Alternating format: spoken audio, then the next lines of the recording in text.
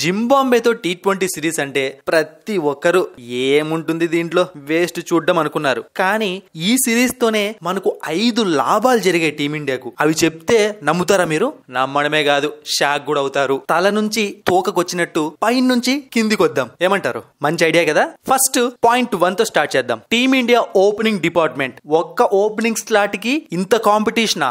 వామ్మో అనిపించే అంతలా జరిగింది ఈ జింబాబ్వే T20 సిరీస్. నీకు యాంకర్ ఇన్నింగ్స్ కావాలా?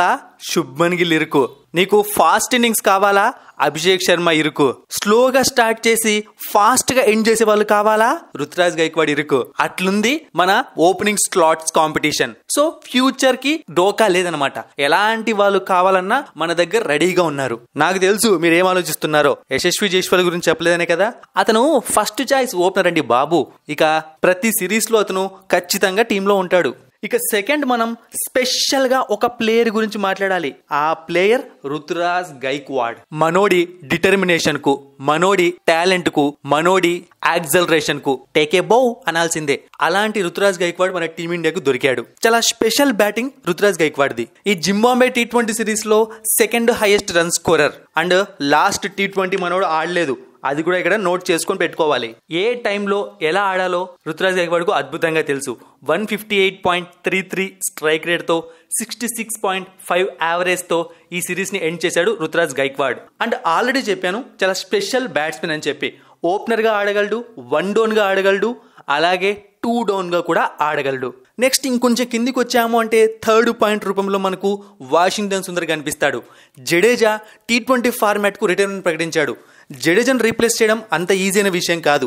దాదాపు 10 సంవత్సరాలుగా టీమిండియాకు అన్ని ఫార్మాట్స్ లో బెస్ట్ ఆల్రౌండర్. అయితే అతని ప్లేస్ ను అండ్ అతని బాధ్యతను కొంచెమన్నా క్యారీ చేయడానికి మనకు వాషింగ్టన్ సుందర్ కనిపించాడు. అయితే వాషింగ్టన్ సుందర్ ఇప్పటికే 2-3 సార్లు టీమిండియాలోకి వచ్చి బయటకు వెళ్ళాడు.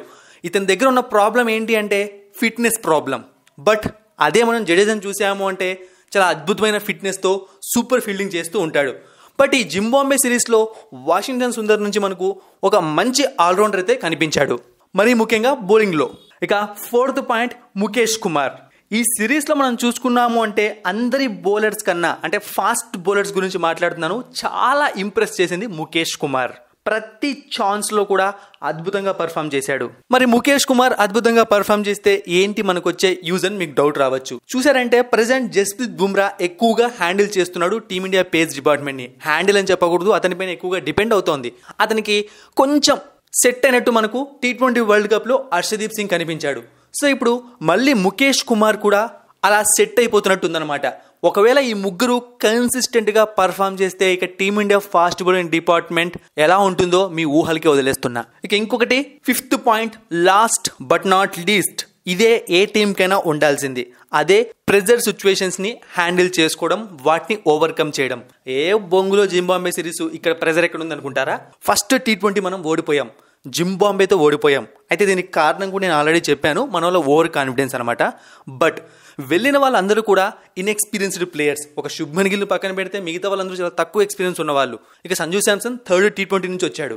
బట్ ఆ ఫస్ట్ T20 తర్వాత చాలా బాగా కోలుకున్నారనమాట. టెన్షన్ పడకుండా, భయపడకుండా బాగా పర్ఫామ్ చేశారు. మిగతా సిరీస్ మొత్తం అన్ని T20లు గెలిచారు. సో అందుకే ఈ యంగ్ స్క్వాడ్ లో కొన్ని మంచి క్వాలిటీస్ కనిపిస్తున్నాయి. సో ఈ విధంగా ఈ ఇంపార్టెంట్ 5 పాయింట్స్ తో టీమిండియా పాజిటివ్స్ తీసుకుంది ఈ జింబాబ్వే T20 సిరీస్ నుంచి. మరిన్ని ఇంట్రెస్టింగ్ వీడియోస్ కోసం సబ్స్క్రైబ్ చేయడం మర్చిపోకండి.